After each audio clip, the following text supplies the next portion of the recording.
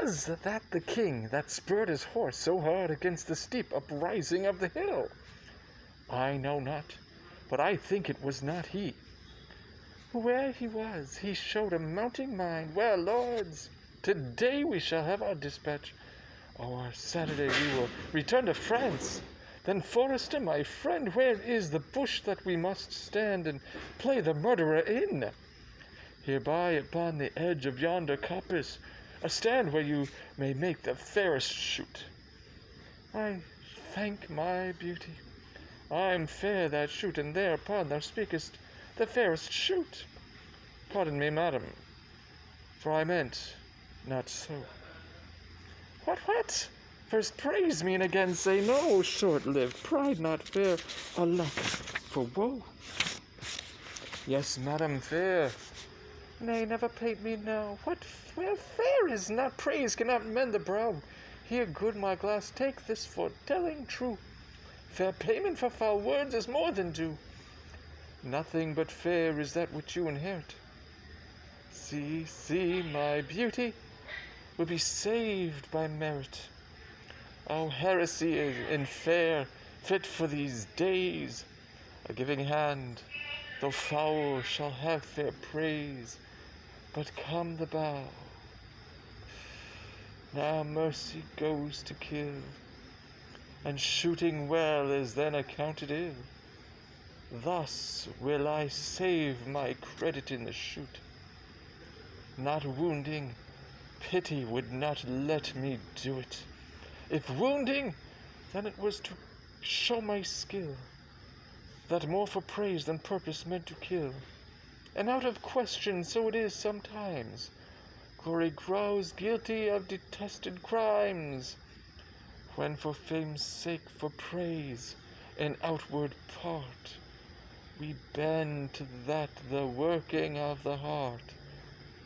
As I for praise alone now seek to spill the poor dear's blood, that my heart means no ill.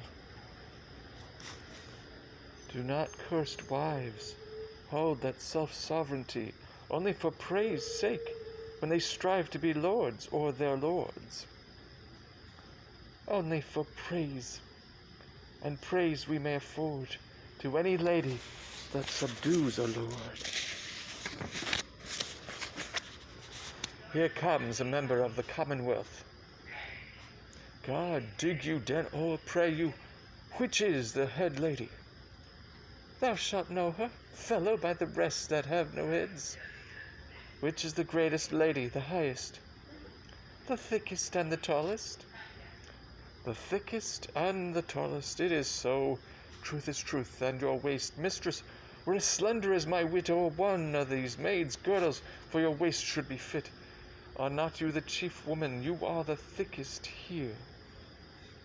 What's your will, sir? What's your will? I have a letter from a swooper round to one Lady Rosaline.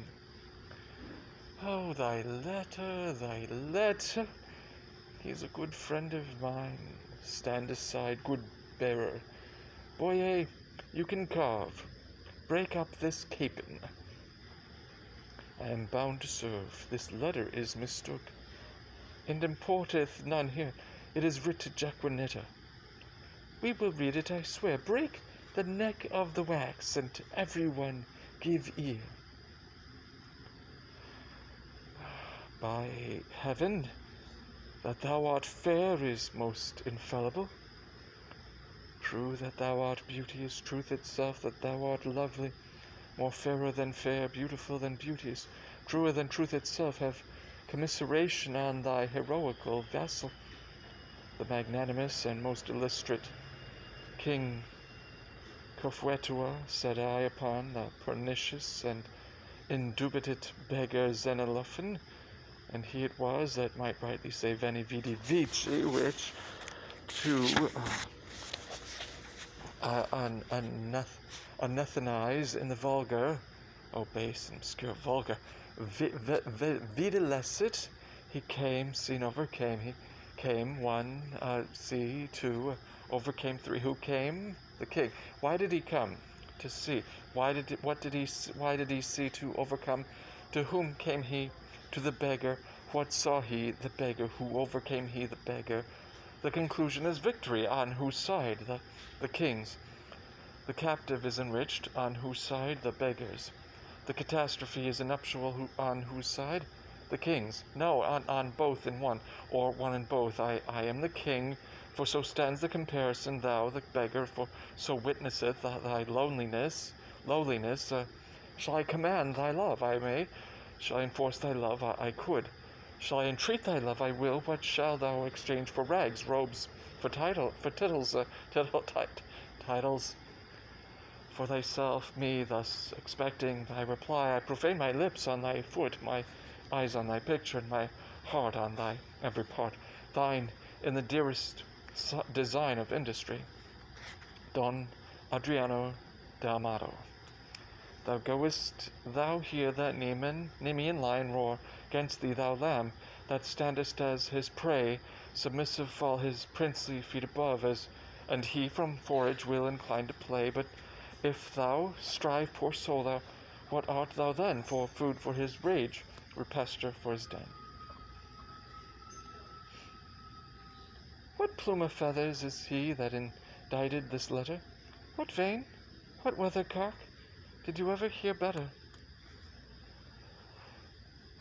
I am much deceived, but I remember the style. Else your memory is bad, going o'er it ere while.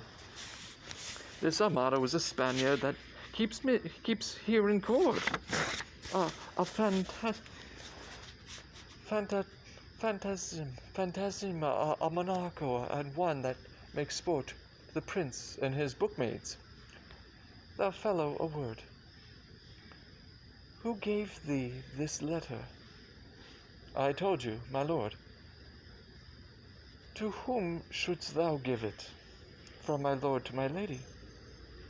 From which lord to which lady? From my lord Baroun, a good master of mine, to a lady of France that he called Rosaline. Thou hast mistaken his letter. Come, lords, away. Here, sweet, put up this, 'twill be thine another day. Who is the shooter? Who is the shooter? Shall I teach you to know? Ay, my continent of beauty. Why, she that bears the bow, finely put off. My lady goes to kill horns, but if thou marry, hang me by the neck of horns that ye miscarry, finely put on. Well, then I am the shooter. And who is your dear? If we choose by the horns yourself, come not here, finely put on indeed. You still wrangle with her, boyet, and she strikes at the brow. But she herself is hit lower. Have I hit her now? Oh, shall I come upon thee with an old saying that was a man when King Pippin of France was a little boy, as touching the hit id? So I may answer thee with one as old, that was a woman when Queen Guinevere of Britain was a little wench, as touching the hit it. Thou canst not hit it. Thou canst not hit it, my good man. And I cannot, I cannot, another can. By my troth most pleasant, how both did fit it. A mark, marvellous well shot, for they both did hit it. A mark, put that mark, a mark, says my lady, let the mark have a prick in it to meet at, if it may be. Why do the bow hand, if faith your hand is out? Indeed, he must shoot nearer, or he'll ne'er hit the clout. And if my hand be out, then belike your hand is in. Then will she get the upshoot by cleaving the pin. Come, you talk greasily, your lips grow foul. She's too hard for you at pricks, so challenge her to bowl. I fear too much rubbing. Good night, my good owl. By my soul, a swain, a most simple clown. Lord, how the ladies and I have put him a down. O my troth, most sweet dressed, most in coney vulgar wit, when it comes, so smoothly off, so obscenely as it were, so fit, our motto are this one side, O our most dainty man, to see him walk before a lady, and to bear her fan, to see him kiss his hand, and how most sweetly he will swear, and his page add to the other side, that handful of wit, ah heavens, it is most pathetical knit. Sola, sola.